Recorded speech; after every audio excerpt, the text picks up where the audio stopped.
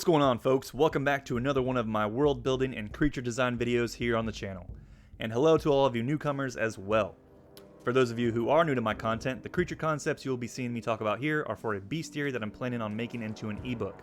I'm hoping to have the first volume completed within the next few weeks, so stay tuned to my channel here and be on the lookout when I make that official release announcement. Now let's get into the creatures of today's video.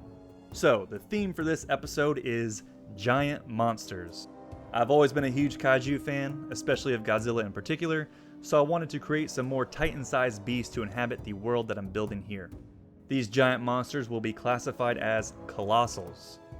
In the past, I've shown off a couple creatures that fit this role already, that being the Leviathan and Kraken, but I wanted to design a couple more that live on land, or in this creature's case that you see me working on here, beneath the land. If we go ahead and pull up my world map here, this colossal inhabits this continent over here known as South Archaea. A little background lore for this region while we're on this subject. Originally, the continents of North Archaea and South Archaea were one singular continent.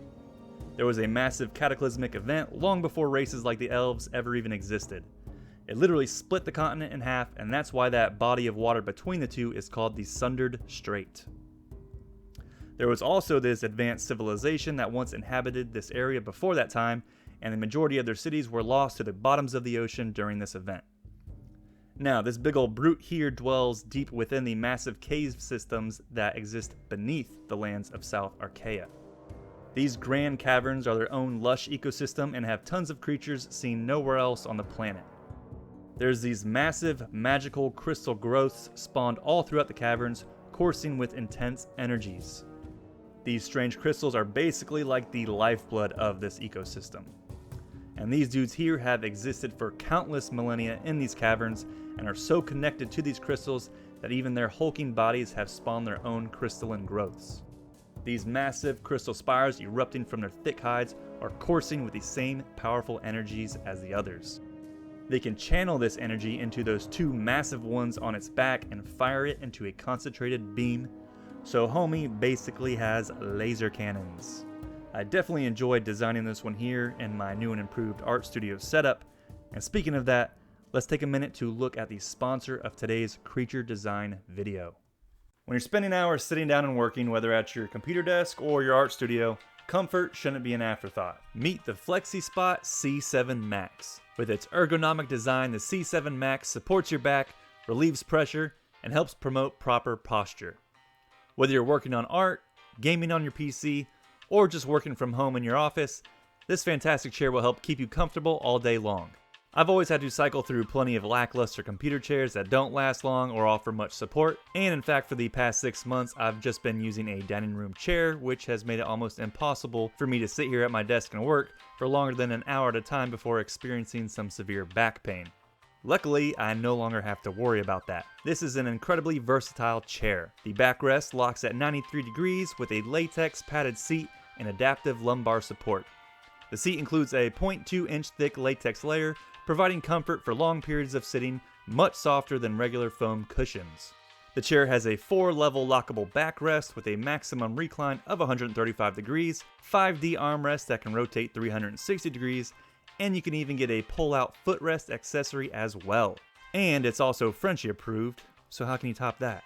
With 5 levels of backrest height adjustment, adjustable seat depth, 3D headrest adjustment, and seat height adjustment, this chair offers a highly personalized experience suitable for multiple users. They offer a 30-day return policy for a risk-free trial, and a 5-year warranty with direct replacement for damaged parts.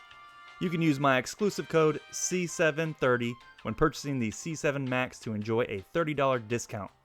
It's the best time to buy the C7 Max. And now, let's get back to the video. Now, this gigantic brute actually wasn't a creature design that I originally came up with for this bestiary series.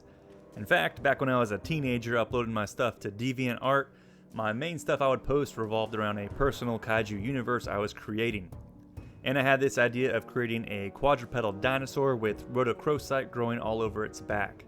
Now, I never ended up getting to making that specific kaiju, so I figured I could just simply transfer that over to this fantasy world instead. And even though these crystals growing on its back aren't specifically Rhodochrodon, they're just red, I wanted to keep the original name because I always thought it sounded pretty badass.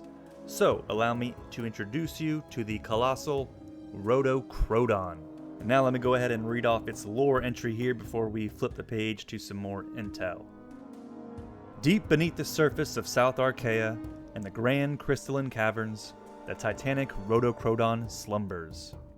These beasts have lived here for countless millennia and have absorbed so much of the magical energy produced by the crystals that they too have these powerful minerals spawning from their own bodies. Some attribute their colossal size to the effects of these crystals, but no one knows for sure. The Rhodochrodon can channel the magic from the twin towering spires atop its back into a concentrated beam of pure energy that can wipe out entire towns in a single blast. These creatures can also terraform their environment and cause more crystals to erupt from the ground, further bolstering their powers. Luckily, they are peaceful animals that will only attack as a response to those who anger them. And now let's go ahead and turn the page here. You can see that for the size comparison, I put a Zeppelin next to it as opposed to the pirate ship that I used as a size reference with the Kraken and Leviathan, because obviously this is a land-dwelling beast. And now let's go ahead and move on to the next creature design of today's video. So this colossal here is a follow-up to one of my previous videos where I showed off a couple desert-dwelling creatures, and I had mentioned the idea of wanting to design a large sand whale. And since the theme for this video is giant monsters, it seemed like the perfect time to go ahead and sketch this one up. I love fantasy worlds that have vast deserts with giant creatures that swim through the sands as if it's an ocean, whether it's Dune with their sandworms, or one of my favorite video game series Monster Hunter with massive creatures like the Morans. It's just too sick of a concept not to include in my own world that I'm building here. Now, I sketched up a few different iterations of the sand whale and actually posted up on the community board for my subscribers to vote upon which style of rocky plating to go with for the final design. And one choice in particular dominated all the others, so that's what I went with here on this one. But with that being said, no two sand whales have the same exact rock formations on their backs, so those other options exist as well. The main attribute I wanted to have here is come up with some sort of way that these whales could spray out mounds of sand from a blowhole that wasn't just some little spout like you see in real whales. And that's where these rocky structures come into play. At the tops of these structures are various spouts where the sand whale will blow out massive amounts of desert sand.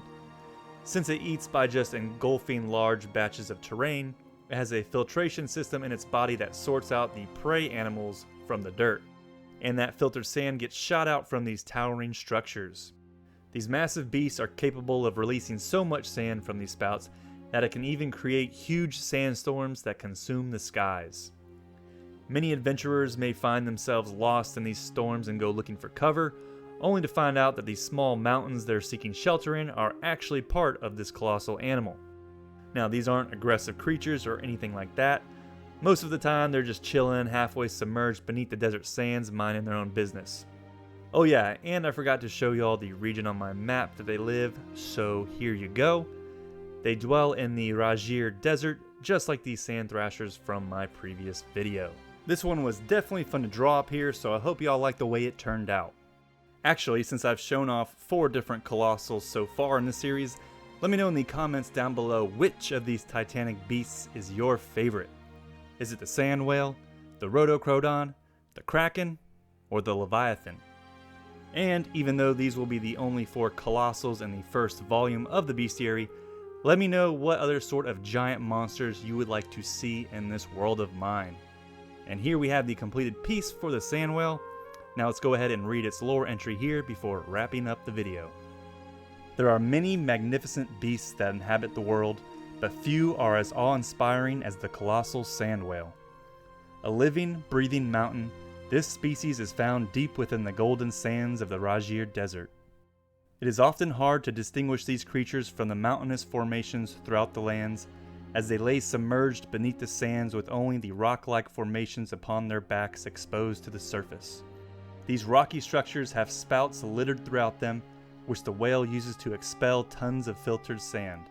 When angered, these beasts will erupt like a desert volcano, causing a turbulent sandstorm to blanket the skies. Now let's go ahead and flip the page over here to check out some more details.